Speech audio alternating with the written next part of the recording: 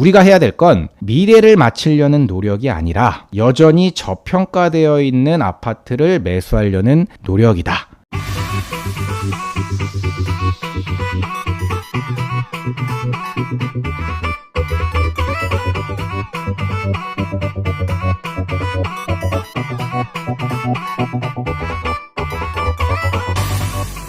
안녕하세요. 대한민국 1호 초이스 헬퍼 그리고 부동산 가치평가사 시크릿 브라더입니다. 오늘 영상은 두 편에 걸쳐서 내 집이 현재 저평가되어 있는지 여부를 확인하는 방법을 알려드리려고 합니다. 영상 두 편에 담기 굉장히 어려운 내용이고 단순한 내용은 아니지만 제가 불인이의 눈높이에 맞춰서 최대한 쉽게 설명드려 보겠습니다. 오늘 영상에서는 절대평가에 대해서 말씀을 드릴 거고 다음 영상에서는 상대평가에 대해서 말씀을 드릴 예정입니다. 자, 그럼 부동산의 절대평가는 과연 어떤 의미인가? 다른 단지와 비교를 하는 게 아니라 매매가와 전세가만을 가지고 고평가되어 있는지 저평가되어 있는지를 알 수 있는 거고 그 방법을 제가 지금부터 알려드릴 겁니다.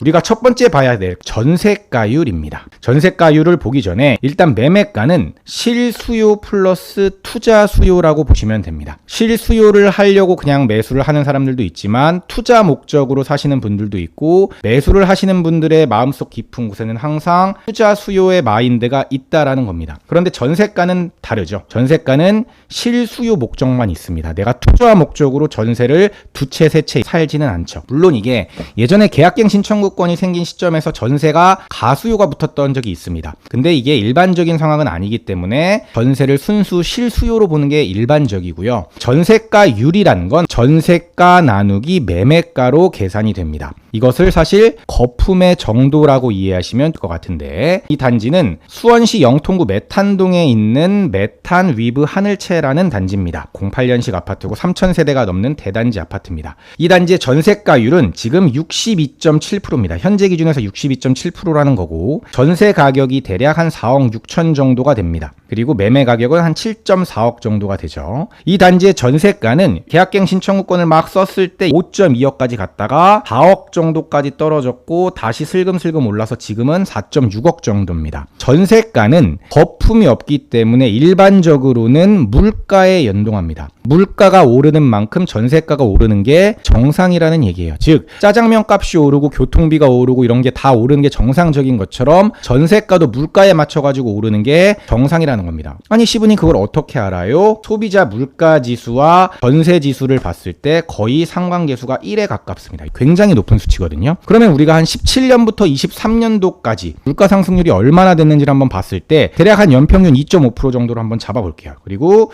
6년 누적을 하면은 이렇게 나옵니다. 계산식이 약 16% 정도가 나옵니다. 6년간 한 16% 정도가 올랐구나 라고 생각을 하시면 됩니다. 이것을 전세가에 대입을 시켜보면 17년도에 메탄위브 하늘채 전세가가 4억 정도가 됐습니다. 그런데 6년이 지나서 한 16% 정도가 올라 4.64억이 나옵니다. 지금 전세가랑 거의 비슷하죠. 그래서 현재 전세가가 물가 상승에 거의 수렴해 있다라는 거를 말하는 거고 5.2억까지 올랐으면 이거는 전세가에 거품이 꼈다라는 겁니다. 이게 굉장히 흔치 않은 상황인데 계약갱신 청구권이 나오면서 그때 당시에 거품이 좀 꼈었고 반대로 한 4억 정도였을 때는 지금 전세가 좀 저렴하구나 라고 생각하시면 되는 겁니다. 그래서 투자 수요가 없는 전세가 즉 이 아파트의 실거주 가치가 적정 수준에 있다는 것을 확인을 한 겁니다. 이 전세가를 기준으로 매매가의 거품 여부를 판단해 보는 거죠. 이 적정 전세가를 역산해서 매매가의 적정 가격인지 여부를 판단하는 겁니다. 그걸 어떻게 판단하냐? 바로 전세가율로 판단합니다. 지금 화면에 보시는 것처럼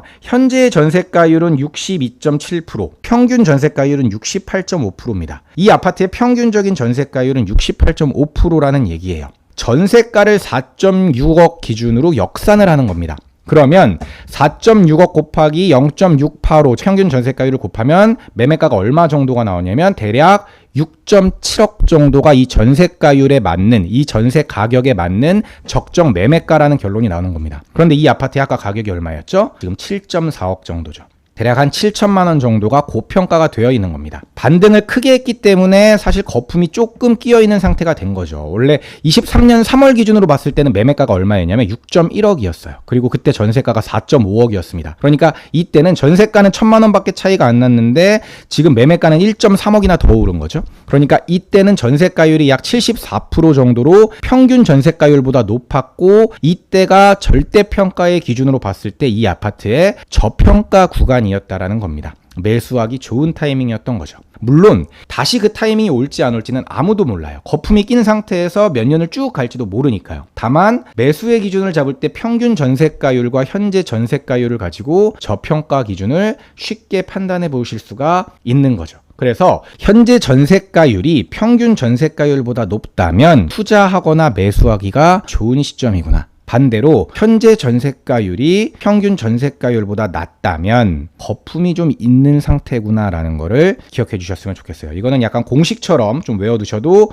좋을 것 같습니다. 두 번째는 전고점 대비 하락 및 전저점 대비 상승을 가지고 지금 이 아파트의 고평가 저평가를 판단할 수 있습니다. 어떤 단지를 제가 갖고 왔어요. 이 단지는 전 고점 대비 28% 정도가 하락한 단지입니다. 전 저점 대비 20% 정도가 상승했죠. 전고점이라는 건 굉장히 중요한 기준이 됩니다. 왜냐하면 사람들은 이전의 최고가를 분명 기억하고 있거든요. 그래서 다음 상승기가 오면은 그 아파트는 그 가격까지는 충분히 갈 수 있어. 왜냐하면 예전에 가봤던 가격이니까, 이렇게 생각을 해요. 아무리 전고점에 거품이 껴있더라도 전고점의 가격을 기억할 필요가 있는 겁니다. 제가 이전에 이런 얘기를 많이 했었습니다. 전고점 대비 마이너스 30에서 40% 정도가 바닥일 확률이 높다. 거의 모든 아파트가 그렇습니다. 제가 사례검증법으로 많은 아파트들을 이렇게 대입을 해봤는데 거의 전고점 대비 마이너스 30에서 40% 정도 떨어졌을 때가 저점인 경우가 굉장히 많았습니다. 이 단지 또한 전고점 대비 약 30% 정도가 떨어진 거죠. 그리고 반등해가지고 현재 기준으로 봤을 때는 전고점 대비 약 마이너스 8% 정도가 떨어져 있는 상태인데, 전고점 대비 가격의 메리트가 그리 크지 않다라는 얘기가 되겠죠. 왜냐하면 반등의 폭이 컸으니까. 물론 이런 단지가 무조건 가치에 맞게 다시 떨어진다라는 얘기는 아닙니다. 여러 케이스가 있을 수 있죠. 일단 첫 번째는 매매가가 전세가에 수렴해서 더 떨어질 수도 있고, 두 번째는 매매가는 그대로 있는데 전세가가 오르면서 이 아파트의 저평가 지수가 올라갈 수 있습니다. 왜냐하면 전세가가 올라가서 전세가율이 높아지면은 이 아파트의 저평가가 더 확실하게 이제 드러나는 거니까요. 그리고 매매가도 오르고 전세가도 오르는 경우도 충분히 발생할 수가 있습니다. 이 세 가지 케이스가 모두 가능하기 때문에 섣부른 예측은 물론 어렵습니다. 우리가 할 수 있는 건 이 셋 중 하나를 맞추려고 노력하는 게 아니라 가치에 맞는 부동산을 매수하려는 노력입니다. 제가 지금 보여드리는 이런 단지처럼 여전히 저평가되어 있는 단지가 존재한다라는 말입니다. 이 단지는 지금 전 고점 대비 떨어진 폭과 그 다음에 전저점 대비 오른 폭이 크지 않죠. 전 고점 대비 거의 한 28% 30% 정도 떨어졌을 텐데 지금 한 2%에서 4% 정도밖에 반등을 못한 겁니다. 아직도 전국에는 이렇게 반등을 하지 못한 단지들이 많고, 물론 이런 단지들보다 이미 올라있는 단지가 나중에 더 많이 오를 수 있을 거예요. 왜냐하면 이미 올랐다는 건 그 단지가 더 좋은 단지이고 가격이 더 높은 단지이기 때문에 먼저 반등을 한 건 맞는데, 안정성 측면에서 리스크 관리 측면에서는 이런 단지들이 훨씬 더 괜찮을 수 있다. 그래서 내가 실거주 측면에서 봤을 때는 아직 반등을 못한 단지가 리스크 관리에서는 훨씬 더 좋을 수 있다라는 거를 꼭 기억하셨으면 좋겠고, 마지막으로 제가 드리고 싶은 말은 이겁니다. 우리가 해야 될 건 미래를 맞추려는 노력이 아니라 여전히 저평가되어 있는 아파트를 매수하려는 노력이다. 이 말을 마지막으로 오늘 영상을 마치겠습니다. 만약 오늘 영상이 도움이 되셨다면 구독, 좋아요, 알림 설정까지 부탁드리고요. 지금 고정 댓글에서 정규반 15기 모집하고 있으니까 정규반 15기에 관심이 있으신 분들은 신청 부탁드리겠습니다. 오늘 영상 도움되었길 바랍니다. 지금까지 시크릿브라더였습니다. 감사합니다. 시크릿브라더 채널을 구독, 좋아요, 알림 설정 부탁드려요.